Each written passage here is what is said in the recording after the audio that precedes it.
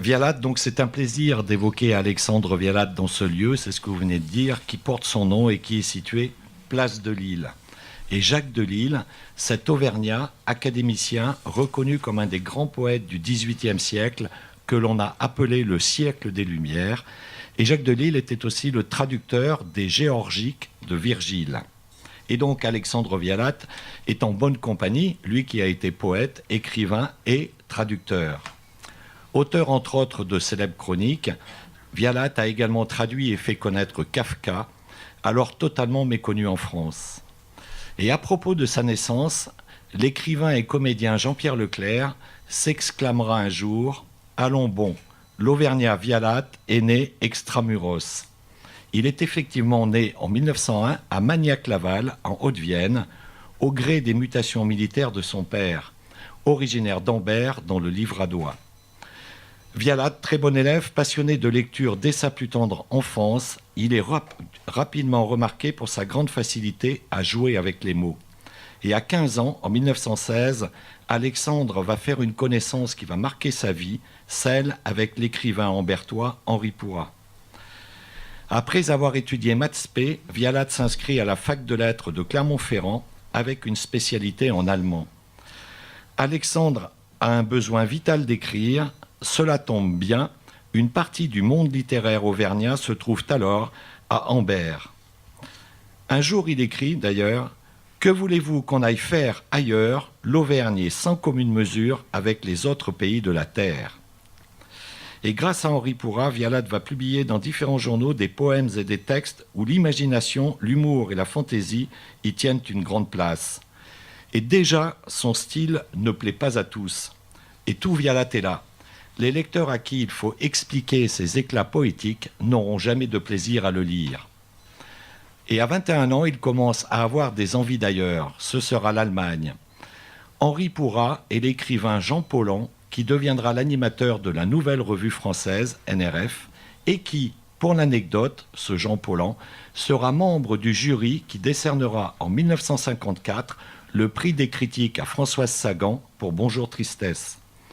Et tous les deux vont recommander à Bernard Zimmer, directeur de la revue Rhénane et par ailleurs homme de théâtre, qui traite des arts et de la littérature.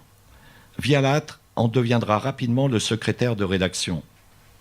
C'est alors qu'il découvre Kafka, mort en 1924 à 41 ans. Gallimard publie en 1928 La Métamorphose. Le public français a du mal à admettre Kafka, mais avec une ténacité tout auvergnate, Vialat persiste. Jean Dutour écrira « Grâce à Vialat, nous pouvons lire Kafka comme s'il avait écrit directement dans notre langue. » Puis Vialat écrit Battling le Ténébreux.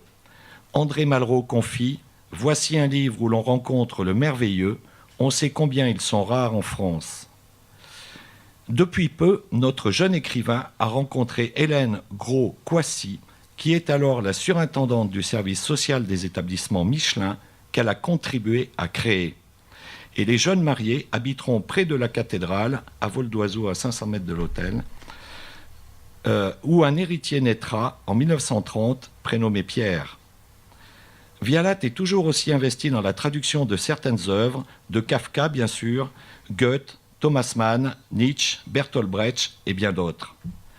Il reçoit le prix de la Fondation Blumenthal pour Battling le Ténébreux, qui lui apporte une aide précieuse. Lui qui est toujours tracassé par des soucis pécuniaires, privilégie les travaux immédiatement rémunérés et du coup néglige ses projets de roman. Quand le couple Vialat s'installe à Paris, Alexandre en profite pour flâner dans les rues de la capitale et fréquenter une bande d'artistes, dont la célèbre Kiki de Montparnasse. Mais Vialat a toujours besoin d'évasion. Il part pour l'Égypte comme professeur de français. Revenu à Paris, Vialat, qui a 38 ans, est mobilisé lorsque la guerre éclate. Fait prisonnier en Alsace, sa captivité débute par une forte fièvre et une violente dépression. Hospitalisé puis démobilisé, il se refait une santé à Ambert. Alexandre Vialat va s'inspirer de cette période pour écrire son superbe roman « Le fidèle berger ». Ferny Besson écrira « La naissance, l'éducation et la vie lui avaient donné le talent, l'épreuve lui a donné du génie. » En 1945, il est correspondant de guerre en Allemagne et rencontre des procès de Nuremberg. À 50 ans, Vialat est à Amber quand il écrit son 3e roman, Les fruits du Congo, qui est un temps pressenti pour le Goncourt en 1951. Il se lance ensuite dans l'écriture de chroniques pour plusieurs journaux et magazines comme Paris Match et Marie-Claire, pour lequel il écrit son fabuleux almanach.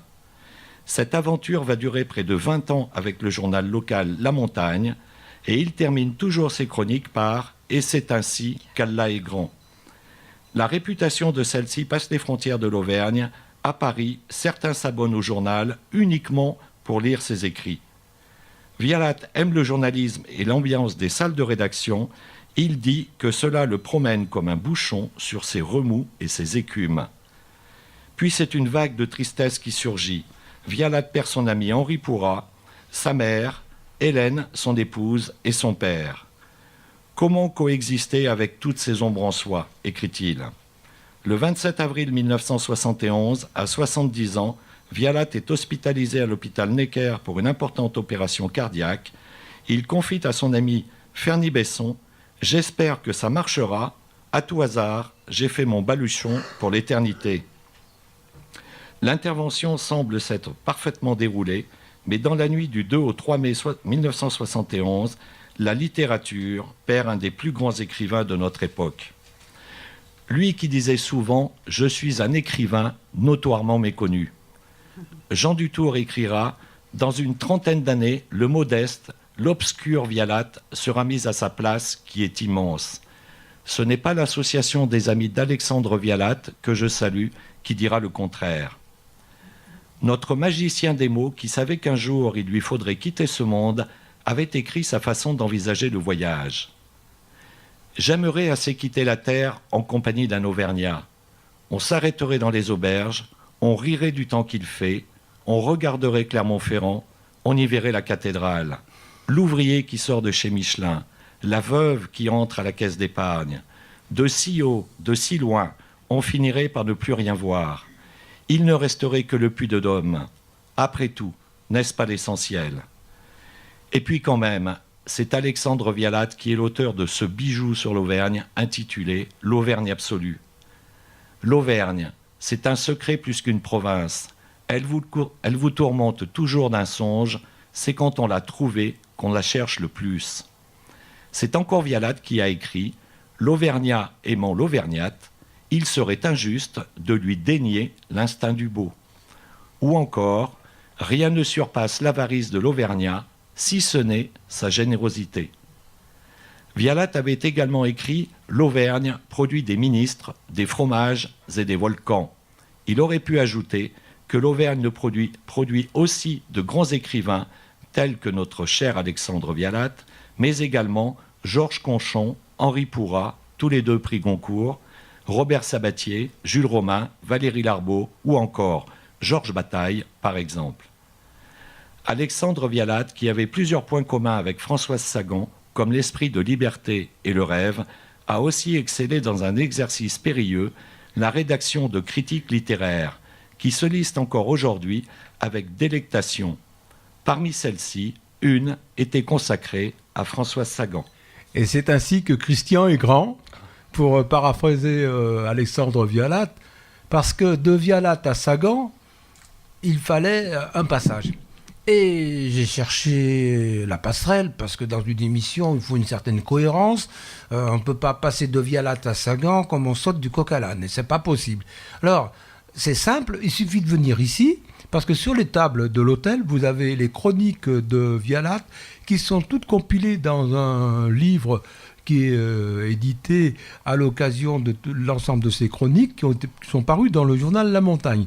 Et notamment, moi je suis allé à la recherche de la période de 1951 et années postérieures parce que ma mémoire me fait défaut, mais vous le trouverez sur les tables de l'hôtel, ou même on pourrait retrouver également aussi des chroniques qui sont curieusement sorties chez Jules Liard. Et aussi paradoxal que les choses puissent paraître, c'est René Juillard qui a donné la chance à Françoise Sagan, et on retrouve Vialat avec le même éditeur que Sagan. La coïncidence ne s'arrête pas là, parce qu'en fait, il faut avouer que Vialat avait un regard assez critique. Il était comme un photographe, je dirais comme le témoin d'une époque. Et il avait une bienveillance qui était exceptionnelle. Il faut savoir qu'en fait, Alexandre Vialat, en 1954, quand Bonjour Tristesse est paru, en mars, Vialat n'a pas attendu 3 mois seulement, en juin 1954, pour fournir une critique, je dirais, élogieuse, pointue, précise, exhaustive. Les qualificatifs me manquent. Pourquoi ? Parce que si je vous lis la critique de Vialat sur Sagan, j'ai l'impression d'avoir fait ad vitam aeternam son procès. Je veux vous le dire. La chronique de Vialat, en lecture, ça donne à peu près ça. La jeunesse est bien difficile. Les examens, les grands sentiments, l'aventure est au coin de la rue. Les grandes vacances au bout de l'oral et le regret au bout de l'amour. Bonjour tristesse. François Sagan a fait connaissance avec elle sur une plage méditerranéenne. Elle l'a tout de suite accueillie et mise en 180 pages avec la considération qu'on doit aux adultes distingués. Résumons-nous, cette jeune femme de 18 ans vient à la fois d'avoir le grand prix des critiques et de se faire recaler à la propédeutique.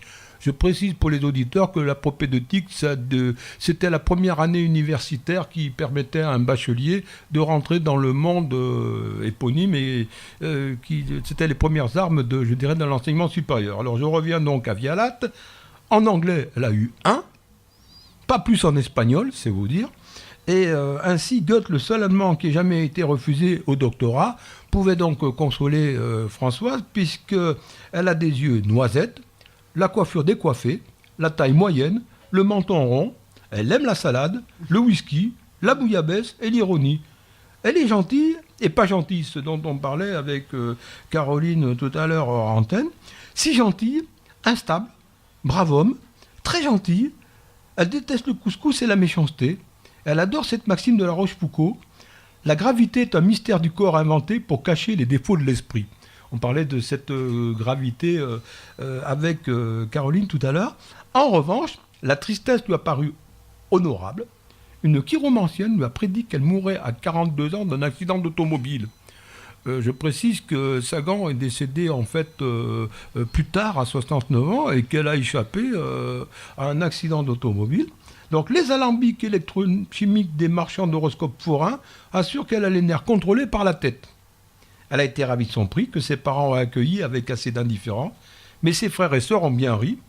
Elle en est au 18 millième exemplaire de Bonjour Succès et on retire.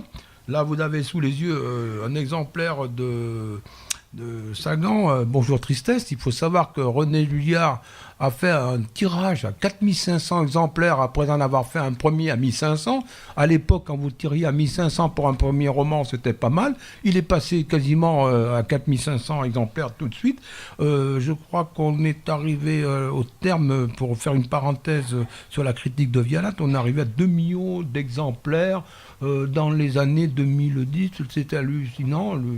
Caroline, je pense qu'on est arrivé à ce chiffre astronomique. C'est un des best-sellers du XXe siècle. Voilà. Et de toute façon, elle marque un point.